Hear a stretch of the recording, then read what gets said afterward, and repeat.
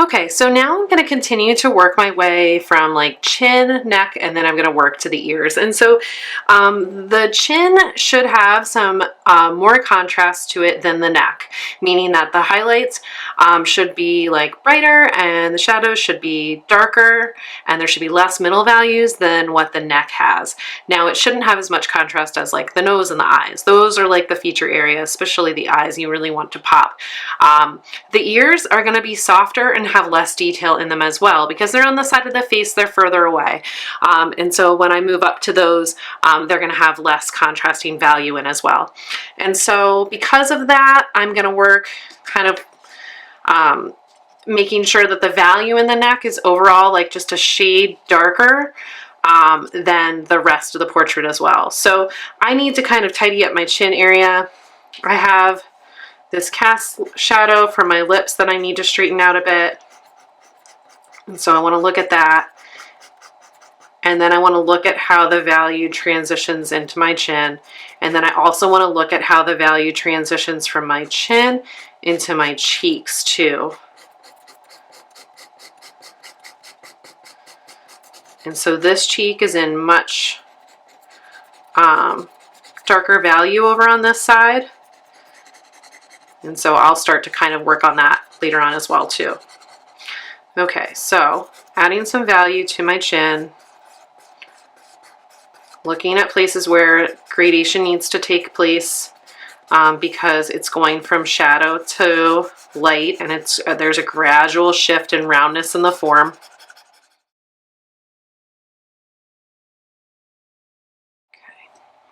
All right, and now onto the neck. So the neck is a much bigger area, and so I can map in my dark shadows down there with the compressed charcoal stick.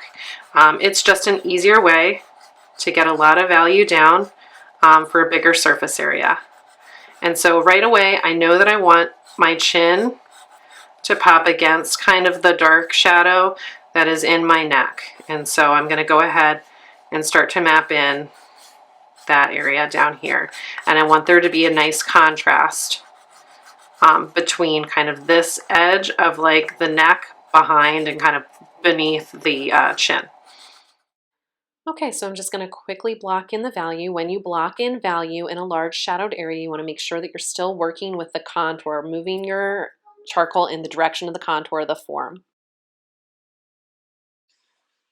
To build depth in shadows, but also keep them loose and less detailed in the neck, it's a good idea to continue to rework the areas by adding compressed charcoal and then blending and then adding more charcoal, blending. Blending can be done with the cotton swab, or it can also be done with a kneaded eraser. Okay, and so ears, I want the value to be lower in contrast in the ears too. I don't really get overly detailed in ears because I don't want them to be a focal point in the piece. I want them to just kind of like represent themselves, but I don't want to pull them out so much that they end up taking attention away from other features like the eyes. And so they have value. I'm going to lower the contrast of that value. So places where I pulled highlights out, I'm going to go back in and kind of add a little bit of value over top of that, so that way it doesn't stick out as much. I do want to make sure that there's definition between where the ear kind of ends and where the cheek starts. And so I did put I just put a line in there, and now I'm just kind of adding a little bit of value. I'm kind of merging that line into the ear. And so again, like I don't get too detailed with them. I just kind of show like the major parts, and I just kind of bring out the form a tiny, tiny bit.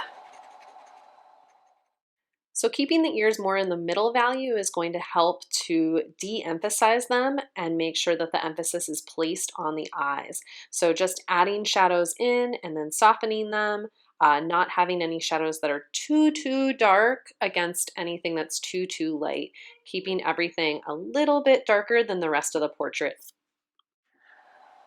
Okay, and then I do need to kind of work on this cheek, which is opposite the light source. And so what I want to start with is kind of the gradation in value from the area of the cheek that is facing forward and how that is going to go gradually into this shadow area, which is opposite the main light source. And so when I look at this shadow, I see kind of the darker areas of the shadow versus the places where the light is reflected into it, which is happening up here and then also down here. And so the reflected light is going to have some value on it, but it's going to be not as dark. It's not going to be as dark as the darkest part of the shadow.